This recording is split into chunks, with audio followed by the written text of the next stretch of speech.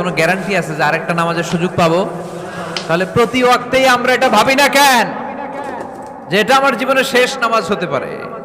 বিশ্বাসীরা যখন নামাজে দাঁড়ায় তারা ভাবে it could be my last and final সালা। চিল্লায় বলতে হবে ঠিক কি না?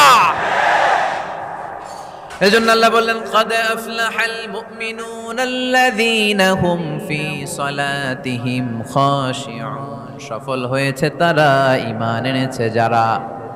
ইমানদারের প্রথম গুণ, তারা যখন নামাজের জন্য মুসল্লায় দাঁড়িয়ে যায় দিন দুনিয়ার হুশ তার থাকে না, তার ধ্যান জ্ঞান চলে যায় একজনের দিকে, তিনি কে?